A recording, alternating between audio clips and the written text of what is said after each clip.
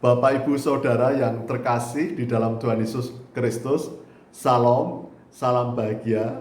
Perkenankanlah pada kesempatan ini saya hendak sharing pengalaman kerohanian saya. Menurut pemahaman saya, mengapa Tuhan ketika hendak membebaskan bangsa Israel dari penjajahan di Mesir dan kemudian menuju tanah perjanjian, tidak memilih jalan yang dekat, jalan yang pendek. Dan kemudian bangsa Israel harus memutar menuju padang gurun. Menurut pemahaman saya, bahwa berdasarkan pengalaman di dalam perjanjian lama, ketika manusia sudah jatuh dalam dosa, maka manusia sering tidak taat dan setia kepada perintah Tuhan, menjadi keras hati, keras kepala, dan tegar tengkuk. Maka kemudian Tuhan memberikan jalan kehidupan di dalam setiap manusia yang berbeda-beda. Ada yang seperti Yusuf yang selalu taat dan setia, dan kemudian Tuhan menunjukkan bahwa di saat Yusuf mengalami penderitaan tetap setia. Ada juga perjalanan kehidupan seperti Ayub yang juga di dalam penderitaannya tetap setia kepada Tuhan. Namun ada juga seperti Daud yang ketika muda begitu setianya, begitu mengasihi kepada Tuhan. Namun kemudian ketika mendapatkan kedudukan, kekuasaan, kekayaan, kemudian jatuh dalam dosa. Dan begitu banyak macam ragam manusia, anak-anak kekasih Tuhan, ketika sudah jatuh di dalam dosa. Gambaran tentang bangsa Israel juga demikian. Demikianlah Bapak, Ibu, Saudara yang terkasih di dalam Tuhan Yesus Kristus. Menurut pemahaman saya, mengapa Tuhan tidak memilih jalan yang pendek dan dekat untuk membebaskan bangsa Israel dari penjajahan Mesir untuk menuju tanah perjanjian. Karena Tuhan sungguh tahu bahwa ketika manusia sudah jatuh dalam dosa, maka manusia memiliki kecenderungan untuk tidak taat dan setia kepada Tuhan, untuk melanggar perintah Tuhan. Jadi ketika bangsa Israel akan menuju tanah perjanjian dengan jalan yang dekat dan pendek, maka bangsa Israel akan bisa menuju ke tanah Mesir kembali karena jaraknya dekat, karena jalannya pendek. Tidak mau mentaati perintah Tuhan untuk mendapatkan kebahagiaan, hidup yang bahagia di tanah perjanjian. Jadi pikiran yang pendek, lebih baik ke Mesir. Jadi bangsa Israel setiap ada sedikit masalah, kemudian pikirannya akan kembali ke Mesir. Ketika ada masalah lagi, tidak berjuang untuk dapat mengalahkan masalah, untuk menyingkirkan masalah, tapi pikirannya akan ke Mesir, karena di Mesir toh masih dapat makan, dapat hidup. Tetapi bangsa Israel lupa bahwa Tuhan telah berjanji kepada Abraham, Ishak, dan Yakub bahwa Tuhan akan memberikan kehidupan yang baik dan bahagia selama bangsa Israel taat dan setia atas perintah Tuhan. Tentu ketaatan biasanya berhubungan dengan ada ujian-ujian, setiap ada permasalahan tetap bersama Tuhan, tidak menurut pikirannya sendiri. Dan ternyata terbukti bahwa bangsa Israel sering mengeluh, sering tidak menghargai Tuhan, sering menyalahkan Tuhan.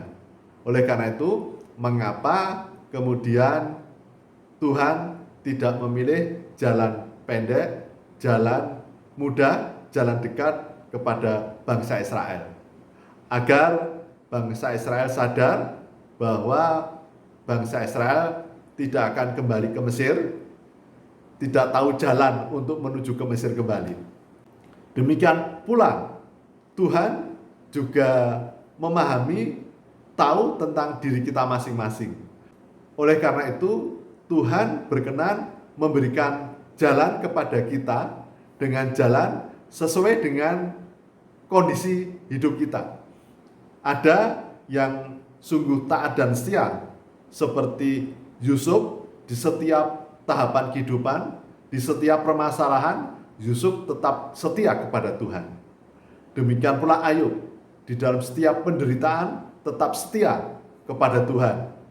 Namun ada juga seperti Daud, ketika muda begitu setia, begitu mengasihi Tuhan.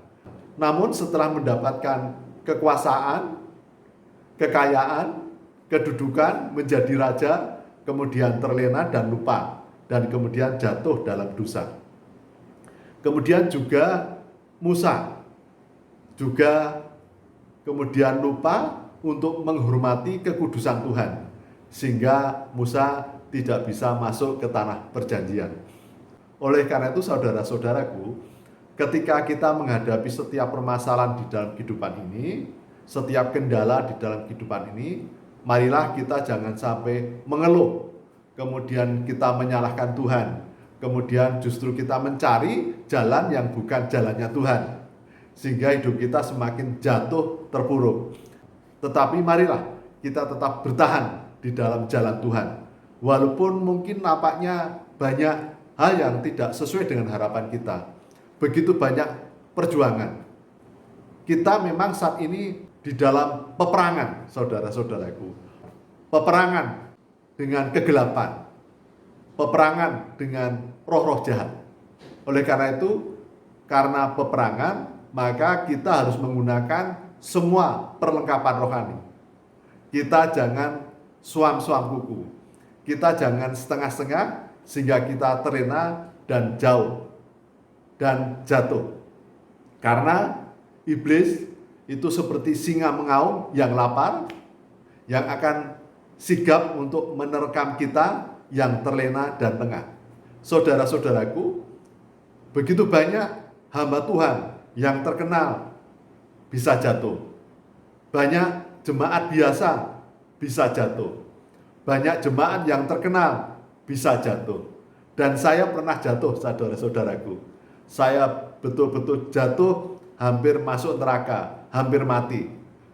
Namun karena anugerah kasih Tuhan, anugerah kemurahan kasih pengampunan Tuhan, saya diberi kesempatan hidup untuk bertobat dan untuk berusaha selalu hidup dalam jalan Tuhan. Jadi saudara-saudaraku, jangan seperti saya yang harus jatuh begitu banyak sakit penyakit kronis dan harus diizinkan Tuhan dengan begitu banyak tamparan-tamparan karena tegar tengkuk saya, karena kekerasan hati saya, karena kekerasan kepala saya. Namun marilah kita sungguh-sungguh rendah hati untuk selalu taat dan setia di dalam jalan Tuhan, apapun kondisi kehidupan kita, apapun permasalahan kita tetap hidup dalam jalan Tuhan. Dan ketika sudah masanya, tiba waktunya, maka kita akan dapat merasakan dan menyadari bahwa Tuhan memberikan kehidupan yang lebih baik, damai sukacita dan bahagia. Jadi marilah saudara-saudaraku, kita tetap setia hidup dalam jalan Tuhan. Demikian yang dapat saya sampaikan. Salam, salam bahagia, Tuhan memberkati.